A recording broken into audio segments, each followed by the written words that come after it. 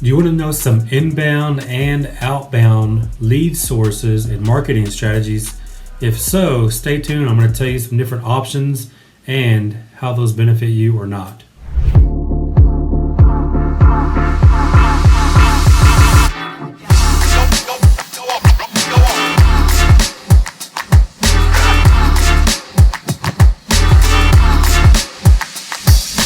Hey, what's up, guys? My name is Graylan Stewart. Thanks for joining me. I am a real estate entrepreneur and virtual wholesaler. We wholesale properties all over the nation, and we do it all day, every day.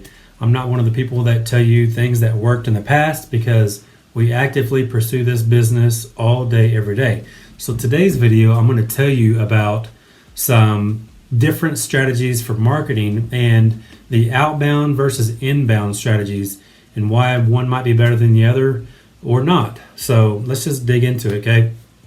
So first of all, obviously, when you're doing outbound strategies, that is you actively being proactive and pursuing potential sellers. When you're doing these strategies, you are buying lists, getting those lists skip traced so that you can actively pursue sellers, distressed homeowners is hopefully the goal, or high equity type people like that. But so outbound strategies, that could be things like cold calling, SMS text blasting, RVMs could be outbound or inbound. It's kind of both. And I even consider direct mail kind of both, because you are actively sending those out hoping to get calls back. So it does give you inbound as well, but those are kind of the four main outbound strategies that I can think of. And that again is you buying a list, you didn't skip trace, and then you actively pursuing that through one of those marketing channels. Cold calling is really effective, but you have to have a good cold calling team for that to actually work. And you got to remember, it's a numbers game. You got to call thousands of sellers before you get some people interested. And then out of all those interested people, only a certain amount of those are actually going to end up being deals for you. So it's definitely a numbers game. And then the same thing with SMS. You literally have to send thousands and thousands of text messages just to get responses. And then hopefully a portion of those responses that you get are actually interested leads. And then those interested leads, hopefully a handful of those become potential deals for you. And it's the same thing with RVMs. If you don't know what an RVM, it's ringless voicemail. So what that means is, I'm sure you've gotten calls, as I have as well. You all of a sudden will see a missed call on your cell phone, and then you have a voicemail. That's called a ringless voicemail. That's the whole point. It bypasses the ringer, goes directly to your voicemail, so that it looks like you called someone and just missed them, and you're just leaving a voicemail. So a lot of times, those people just call back a number that they missed. Some of them actually listen to the message and then call back. And we track both of those in my business, so we can tell the difference. And then obviously direct mail, that's kind of both in my opinion. It's probably more considered inbound because they're going to be calling you, but it's also you actively pursuing a seller, being proactive and sending out mail. So you're sending that out hoping to get a response, just like the RVMs is kind of both as well. But cold calling and SMS is just strictly outbound. That's you hustling and getting the job done. So all of those methods can be effective. I've done deals from all of those different methods over the years.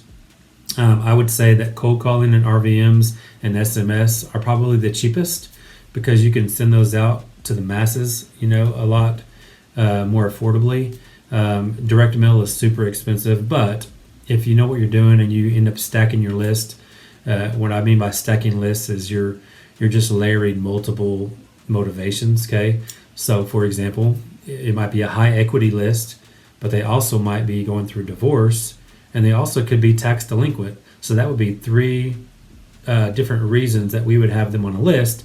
So if you stack all those people on those three lists, and then you come up with, maybe there's 3,000 total, but then out of those, after you stack them, maybe there's 500 left.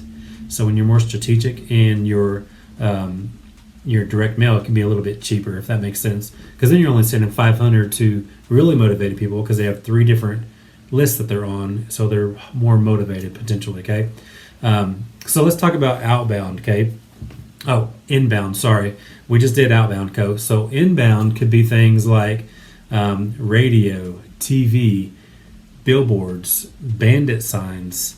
Um, what else? PPC, Facebook ads. Um, what else is there? I wrote a couple of them down. I mean, referrals and JVs are obvious, but my one of my favorite strategies. If you've watched my channel at all, you know that I do radio.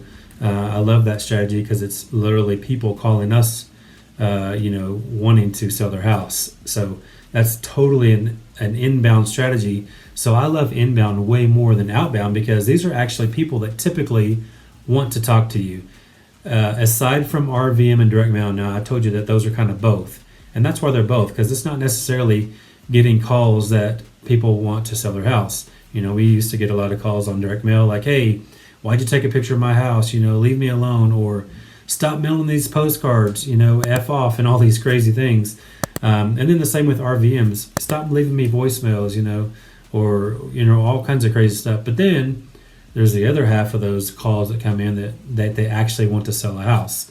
So that's why I consider direct mail and RVM both outbound and inbound. But as I said, radio is my favorite inbound strategy. I do love Facebook. That's one of my favorites as well, because it's just easier when people are calling you. Of course, those cost a whole lot more, but that's just the way it is.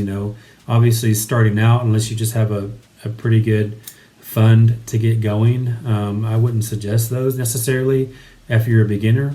I'd always suggest, like, if you're very first starting, literally the first thing I would do is probably get a list, skip trace it, and send RVMs, because RVMs are super easy. You got to be ready to take phone calls because you will get a lot of calls, but at least it's kind of sending out a cold call message, and then they're going to call you back a lot of times. Sometimes it's just to say, hey, I missed a call. They don't have a clue why you called because they didn't hear the message. But sometimes it's just to say, hey, stop leaving me messages. I'm not interested. Leave me alone. But then you'll get those handful of people that are like, yes, I do have a house. That was one of my very first deals that we did. Actually, my very first hotel. If you don't know what a hotel is, that's like a wholesaling for retail, where you actually close on the property, just maybe clean it out, and then list it on the MLS. So my very first hotel deal that I got back in late 2018, we made like $40,000 or $45,000 on an RVM lead. So it was literally an RVM that we sent out. They called us back and said, yes, I'm very interested. We got to get rid of this house. She was moving to some other state, and we've got to close by Christmas. And this was like early December. So I ended up closing on it myself with cash, because luckily, a few months in, I just started September of 18, and this was December 21st when she needed to close. Well, I already had a pretty good pile of cash because I had success right away, which is definitely not normal, but I had already closed a couple of dozen deals at that time and had a lot of cash. So I closed on it with cash. We literally cleaned it out because it was kind of one of those little hoarder houses. Got it completely cleaned out and just made it look more presentable. And then we listed it, and we actually found a retail buyer that wanted to actually move into it and fix it up themselves. But they got a really good deal because it was a huge discount still, but we were able to make 40 to 45 grand. So anyways, RVM is a very good strategy.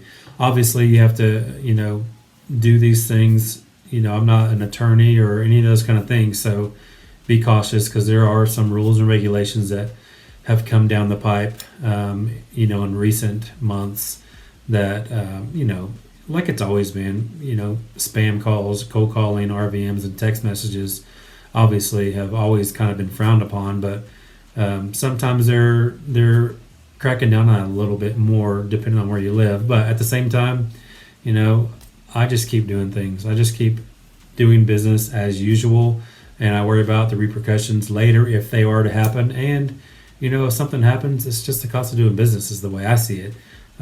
Just like I did get sued for cold calling a couple of years ago, and it didn't really faze me. It cost me 10 grand, but we didn't stop cold calling. I actually ramped it up even more. We were just more careful on scrubbing against known litigators. I never scrub against like the do not call list, because then you won't be left with hardly anything. So we just scrub against the known litigators list. That way, we're just a little bit more proactive in making sure that we don't get sued. And then,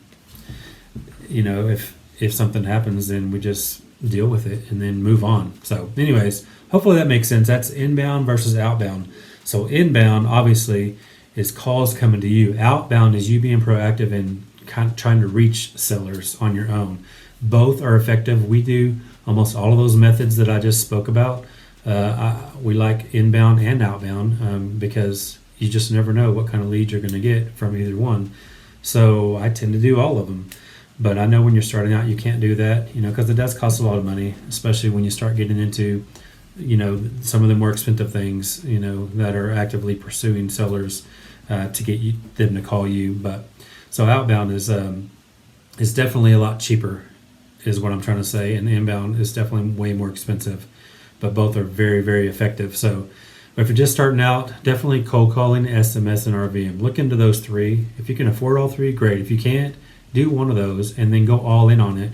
Really learn it before you move on to another strategy, because they all have their ins and outs and their quirks and different things that you really have to pay attention to, because you can waste a lot of money on just text messaging if you don't know what you're doing, or just RVMing, sending 1,000 people at once and you're getting all these calls and you can't handle it. There's methods on how to do these things.